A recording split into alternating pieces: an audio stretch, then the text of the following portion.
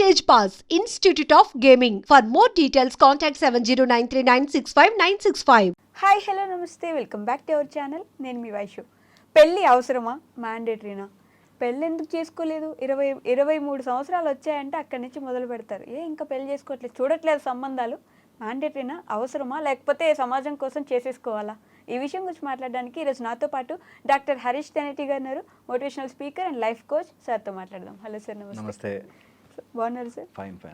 పెళ్ళి మ్యాండేటరీనా అంటే 23, 22 రాగానే ఏంటి ఇంకా పెళ్లి సంబంధాలు చూడట్లేదా? 30 వస్తే ఇంకా నీకు పెళ్ళి కావట్లేదు, పెళ్ళి కానీ ప్రసాద్ అని పేరు వచ్చేస్తుంది అప్పటికి.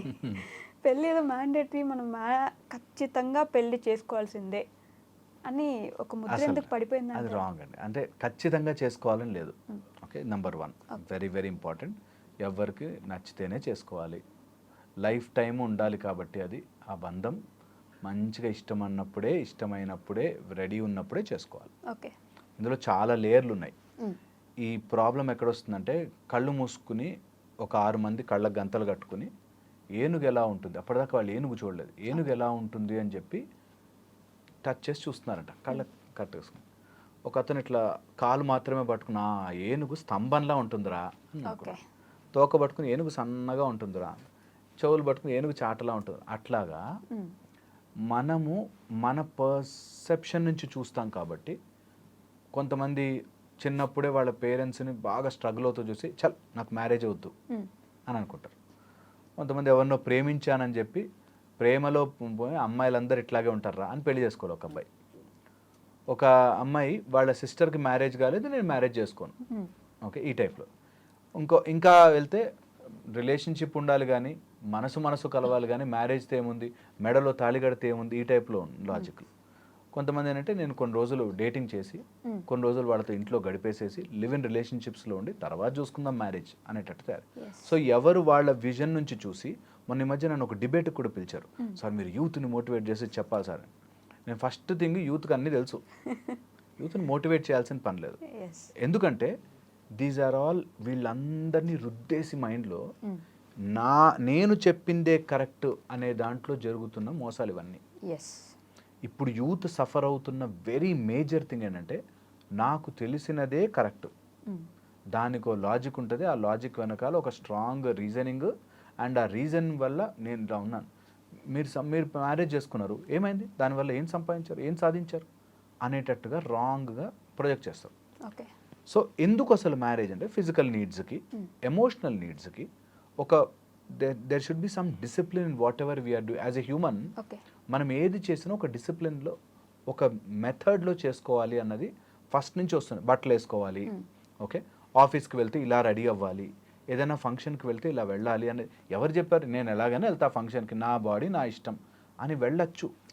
కానీ అక్కడికి వెళ్తున్నాం కాబట్టి, మనం ఒక సొసైటీలో ఉన్నాం కాబట్టి, ఈ సొసైటీకి కొన్ని నియమాలు ఉండుండొచ్చు కదా, ఆ నియమాలకు తగ్గట్టుగా నేను ఉంటాను అని అనుకోవడం ఒక సామూహిక ఒప్పందం. ఇట్స్ జస్ట్ దట్ ఓకే, నాకు ఫిజికల్ నీడ్ వచ్చింది, నేను ఎవరి మీద పడితే వాళ్ళ మీదకి వెళ్ళిపోను, నేను మ్యారేజ్ చేసుకుంటాను, ఆ మ్యారేజ్కి నాకంటూ ఒక ఫ్యామిలీ ఉంటుంది అనే దాంతో కాన్సెప్ట్ అన్నమాట. సో ఇది కంపల్సరీగా మ్యాండేటరీగా చేసుకోవాల్సిన మ్యారేజ్ అని కాదు. బట్ మ్యారేజ్ని హేట్రెడ్తో వద్దనకూడదు. అప్పుడెప్పుడు మా అక్కకి అట్లా జరిగింది, నేను మా పక్కింటి వాళ్ళని చూశాను, అందుకని మ్యారేజ్ వల్ల ఏం లాభం లేదు, వద్దు అని ఎవ్వరూ చెప్పకూడదు. ఎందుకు, మ్యారేజ్లో చాలామంది కలిసిమెలిసి అన్యోన్యంగా ఫ్యామిలీ చాలా బాగున్న వాళ్ళు ఉన్నారు. ఓకే, ఇది ఒక ఆస్పెక్ట్. సో హేట్రెడ్తో వద్దనొద్దు మ్యారేజ్. తెలియకుండా, అసలు అదేంటో తెలియకుండా వద్దనకూడదు మ్యారేజ్. సెకండ్ వచ్చేసి, అట్ సర్టన్ ఏజ్లో మనకి నాకు చాలు, నేను మస్తున్నా, నా లైఫ్ నాకు చాలా అన్నీ చేసుకోగలను అని అనిపిస్తుంది. ఓకే, కొంత ఏజ్ మీదకి వస్తున్న కొద్దీ మన వాళ్ళు అంత ఫూలిష్గా మ్యారేజ్ వ్యవస్థ అని పెట్టుండరుగా, అంత ఫూలిష్గా పెళ్లి చేసుకోవాల్సిందే లేకపోతే చచ్చిపోతాం అని అయితే పెట్టుండరుగా. బట్ దేర్ విల్ బి కొంచెం ఏజ్ వచ్చాక మనకు చాలా మన మీద రెస్పాన్సిబిలిటీ పెరుగుతుంది, బాడీ వీక్ అవుతుంది. సో అలాంటప్పుడు ఒక ఫ్యామిలీ, మనకంటూ ఒక భార్య భర్త ఇలా ఉంటే there are so many needs that get exchanged. Okay, దానివల్ల కూడా ఒక ఫ్యామిలీ. అండ్ ఎప్పుడైనా నాకంటూ ఒక భార్య, నాకంటూ ఒక భర్త ఇట్లా ఉంటే దట్ ఫ్యామిలీ ఫీలింగ్ చాలా నీడ్స్ని ఫినిష్ చేస్తుంది. ద హైరార్కీ ఆఫ్ నీడ్స్ అని మన బాడీ ఫిజికల్ గాను, ఎమోషనల్ గాను, సోషల్ గాను, సెక్యూరిటీ వైజ్ ఇట్లాగా అన్ని రకాలుగా సెటిల్మెంట్ కోరుకుంటుంది. నిజంగా మీరు నమ్మరు, మైండ్ ఎప్పుడైతే సెటిల్డ్గా ఉండదో you will be in always in trouble అంటాం. అందుకని ఓకే నాకు మ్యారేజ్ అయిపోయింది, నేను ఇంటికి వెళ్ళాలి, ఆర్ నా వైఫ్ ఉంది, నాకు నాకంటూ ఒక కుటుంబం ఉంది అనే వాళ్ళ మైండ్ సెట్ థింకింగ్ ఒక వేలో వెళుతుంది. ర్యాండమ్గా ఉన్న వాళ్ళకి నేను ఏదైనా చేయొచ్చు అనేది, కొంత అవగాహన ఉన్న వాళ్ళకి ఫ్రీడమ్, బట్ అవగాహన లేని వాళ్ళకి అది విచ్చలవిడితనం అయిపోయే ఛాన్స్ ఉంటుంది. ఓకే, అందుకోసమే యాజ్ ఎ హ్యూమన్ ఆ విచక్షణ ఉండాలి. దట్ నేను I should not behave randomly. నేను ఏది పడితే అది చెయ్యకూడదు. నాకు కోపం వచ్చింది ఇవన్నీ బద్దలు కొట్టను నేను. నాకు ఒక మెథడ్ ఉంటుంది.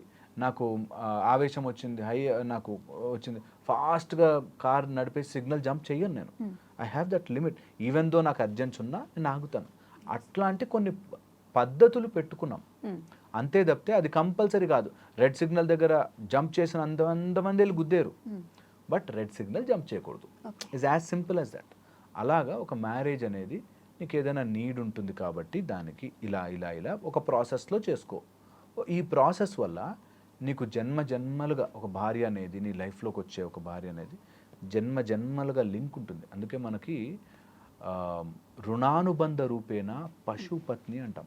ఓకే, మన లైఫ్లోకి వచ్చే యానిమల్స్ ఏవైనా సరే, or wife and husband relationship కానీ రుణము రూపంలో వస్తుంది. ఆ రుణము తీర్చుకోవడానికి సంసారంలోకి ఎంటర్ అవుతాం.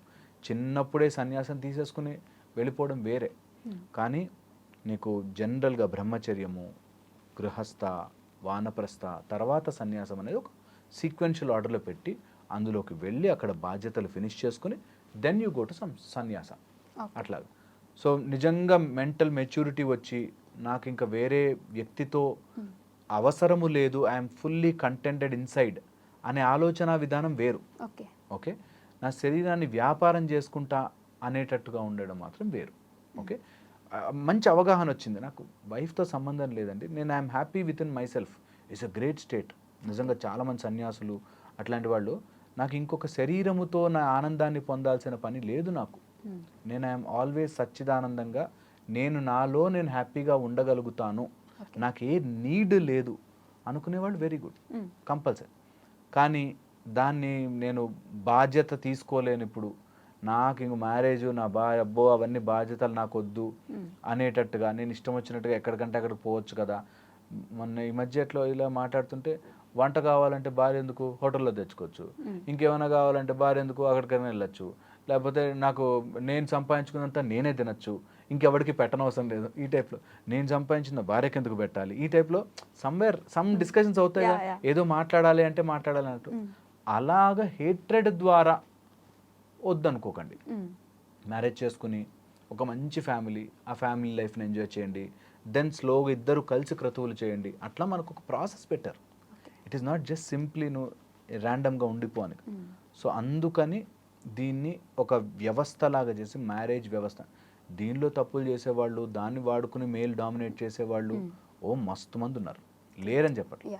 కానీ మ్యారేజ్ అనేది ఒక పక్కడ్బందీ వ్యవస్థ టు కంట్రోల్ యువర్ మైండ్. చాలా మైండ్ని కంట్రోల్ చేయడానికి నేను ఏది పడితే చేయను. అసలు నాకు కుటుంబం ఉంది, నాకు పిల్లలు ఉన్నారు, పెళ్ళాం ఉంది, భర్త ఉన్నాడు, I have a system to live on అనేది ఒక మనిషిగా చాలా అవసరం. మైండ్ ఇన్సేన్ ఉంచుతుంది, లేకపోతే ఇన్సేన్ అయిపోతాం. ఓకే, అది అందరికీ కాదు నేను అంటుంది. నిజంగా మెంటల్ మెచ్యూరిటీ ఉంది బాగా, దట్ నాకు అవసరం లేదు, I don't need anyone out side అని అనిపిస్తే వెరీ గుడ్. లేదట్లా కాకుండా నాకు బాధ్యతలు వద్దు కాబట్టి నేను ఎట్లుంటా, నాకు ఇవన్నీ నేను డబ్బులు ఖర్చు పెట్టను, నా డబ్బులు నాకే కావాలి, ఇలాంటి వాటితో వెళ్ళకండి. ఇదంతా వెస్టర్న్ ఇన్ఫ్లుయెన్స్డ్ అండ్ సగం తెలివితో వస్తుంది అక్కడ. దాని తర్వాత ఎలా అయిపోతుందంటే, ఒక స్టేజ్ వచ్చాక ఎవడో ఒకడు ఉండాలి కదా అని చెప్పి లైఫ్లో యాక్సెప్ట్ చేసి అట్లాగా you will mess up things. And ఒక ఇంపార్టెంట్ పాయింట్ ఇక్కడ చెప్తాను, ఏ వయసులో ఆ ముచ్చట జరగాలి, జరిగితే కొంచెం మనకు ఒక ఆర్గనైజ్డ్గా వెళ్తుంది. ఇప్పుడు నేను అలా ఆర్గనైజ్డ్గా వెళ్ళకపోతే ఛాన్సెస్ ఆఫ్ ఖయాస్ ఎక్కువ ఉంటుంది. సపోజ్ ఫర్ ఎగ్జాంపుల్ 45 yearsకి రియలైజ్ అయ్యారు వాళ్ళు మ్యారేజ్ చేసుకోవాలి అని. అప్పటిదాకా నాకు అవసరం లేదు అనుకున్నారు, బట్ 45 years కానీ 45 yearsకి మ్యారేజ్ చేసుకోవాలంటే 42-43 వయసు వచ్చిన వాళ్ళంతటి వరకు అలాంటి వాళ్ళు దొరుకుతారు. 20 years అబ్బాయి అమ్మాయి అయితే దొరకరు. సో 43 వరకు వాళ్ళు కూడా వెయిట్ చేశారంటే వాళ్ళకి అంత మెంటల్ మెచ్యూరిటీ ఉండాలి. లేదంటే వాళ్ళు ఆల్రెడీ ఎక్కడో ఫెయిల్ అయిపోయో, లేకపోతే వాళ్ళని రిజెక్ట్ చేసో, లేకపోతే వాళ్ళు ఏదో నార్సిస్టిక్ ఉందో అలాంటి వాళ్ళు దొరకాలి. ఈ టైప్లో you will complicate things more. Okay, అందుకని మ్యారేజ్ కొంచెం అర్లీగా చేసుకొని 25, 27 మ్యాక్సిమం మ్యారేజ్ ఫినిష్ చేసుకుంటే ఆ ఎపిసోడ్ అయిపోయింది. You have your family, your living and ఒక బ్యూటిఫుల్ ఫ్యామిలీ స్ట్రక్చర్ డెవలప్ చేసుకోవడానికి అనేటట్టుగా తయారైంది. ఓకే, దీనిలో చాలా ఉన్నాయి. ఇట్ ఈస్ నాట్, నేను చెప్తున్నాను కదా, it is not that simple to answer.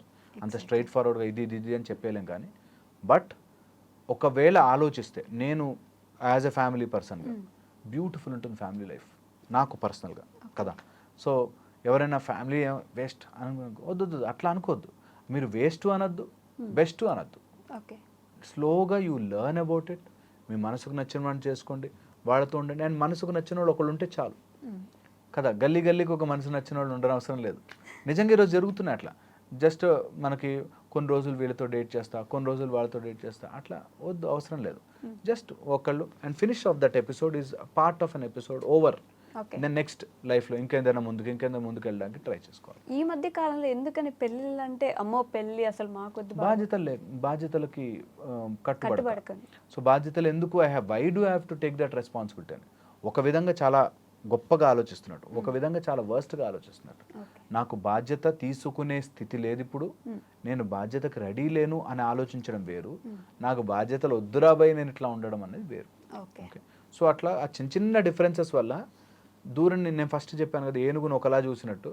ఇప్పుడు మనం కమెంట్స్లో కూడా చూస్తాం, ఎవరికి నచ్చినట్టుగా వాళ్ళు చెప్తూ ఉంటారు. ఓకే, తప్పు లేదు, ఎవరి ఫీలింగ్ వాళ్ళకు ఉంటుంది. కానీ అదే కరెక్ట్ అని రుద్దడం అనేది మాత్రం రాంగ్. సో అందుకని మ్యారేజే చేసుకోకూడదు ఈజ్ రాంగ్, మ్యారేజ్ చేసుకునే తీరాలి mandatory is also wrong. So అట్లా I got you into full circle. Yes, అంటే లాస్ట్లీ నిజంగానే వాళ్ళ మేబీ ఫినాన్షియల్ ఇండిపెండెన్స్ అంత ప్రాపర్గా సంపాదించట్లేదు, ఇప్పుడు నన్ను నేనే చూసుకోలేకపోతున్నాను, ఇంకొక ఫ్యామిలీని తీసుకొచ్చి నా ఇంట్లో పెట్టుకోవడం ఐ డోంట్ ఫీల్ రైట్ అని అంటుంటారు. సో నాదే సంపాదించని లేను అందుకని తీసుకురావట్లేదు, రేపు పొద్దున్న డబ్బులు వచ్చాక అప్పుడు తెచ్చుకుంటామా? 60 yearsకి నీకు బాగా కోట్లు వచ్చాక. So that's the problem. అందుకని ఏ వయసుకు ఆ ముచ్చట జరిగిపోవాలని ఎందుకంటారంటే, నువ్వు డబ్బు లేదు కాబట్టి నేను ఫ్యామిలీని తెచ్చుకోలేను ఈజ్ వన్ ఆస్పెక్ట్. నీకు డబ్బు 60-70 ఏళ్ళకి వచ్చిందంటే అప్పుడు తెచ్చుకోలేవు. సో అందుకని నీకు ఏ ఏజ్లో ఉన్నప్పుడు నువ్వు మంచిగా చదువుకునే స్టేజ్లో చదువుకున్నావు అనుకో, నేను చదువు ఎప్పుడైనా చదువుకోవచ్చండి అని 70 ఏళ్ళకి చదువుతానంటే కాదు కదా. సో అట్లాగా మనకి ఇన్ని రోజులు సర్వైవ్ అవుతున్న ఏ సిస్టమ్ అయినా సరే టైం టెస్టెడ్ సిస్టమ్స్ ఏవైనా సరే చాలా ప్లస్లు మైనస్లు చూసి ఈ సిస్టమ్కి వచ్చి ఉంటాయి. చాలామంది ఏంటంటే అది లేదు. ఇప్పుడు మనకి నేర్పిస్తున్న ఇప్పుడు ఇంకొక దాని కాంటెంపరీ ప్రాబ్లం ఏంటంటే, మన విద్యా విధానం బాగాలేదు. ఇది చాలా ఈజీ చెప్పడం, ఆల్టర్నేట్ విద్యా విధానం చూపించండి, చాలా కష్టమైపోతుంది. అన్నీ ఇంప్లిమెంట్ చేయాలంటే కష్టమవుతుంది, అంత ప్రిపరేషన్ లేదు మనకి. అట్లాగా మ్యారేజ్ వద్దు అనేయడం చాలా ఈజీ. దాని యొక్క సొసైటీలో ఉండే రిపర్కషన్స్ అన్నీ చూసుకుని అప్పుడు ఆ బ్లాంకెట్ స్టేట్మెంట్ వేరే ఏదైనా ఉందా, ఆల్టర్నేటివ్ ఉందా? ఓకే, ఎవ్వరూ మ్యారేజ్ చేసుకోదు ఈరోజు నుంచి అనుకున్నాం. What is alternative? ఆ ఆల్టర్నేటివ్ ఘోరంగా ఉండకుండా సొసైటీని ఇంక్లూజివ్గా ఉండాలి, కానీ ఇష్టం వచ్చిన మనం కూడా స్ట్రే డాగ్స్ లాగా అయిపోకూడదు అన్నది పాయింట్. ఓకే, అది ఎంత మంచిగా చెప్పాలన్నా కూడా they go into random things. So point is no blanket statements ఉండద్దు, ఉండకూడదు, మ్యాండేటరీ కాదు అని లేదు. But there is a beautiful system behind it. అది తెలుసుకోవాలి అందరూ, అప్పుడు బాగుంటుంది. Okay sir, thank you. And for more videos, please subscribe to iDream. Please subscribe to iDream. Please subscribe iDream. And please subscribe to iDream. For more videos, subscribe to iDream. please like, share and subscribe to the channel. Congratulations, iDream. Subscribe to iDream. Subscribe to iDream. So subscribe to iDream Media. iDream ki iDream team andarki huge congratulations. Please subscribe iDream Media. Please subscribe to iDream. Subscribe iDream. Please subscribe to iDream. iDream అంటే నా కళల ఛానల్ను subscribe చేసుకున్న నోరు తిరుగుతలేదు, మీరైతే గంట గుర్తు కొట్టండి. For more such videos, please subscribe to iDream. Subscribe to iDream. Please subscribe to iDream. Please subscribe iDream Media. Please do subscribe to iDream. Please subscribe to iDream Media. For best entertainment and information, please subscribe iDream. And don't forget to subscribe to iDream.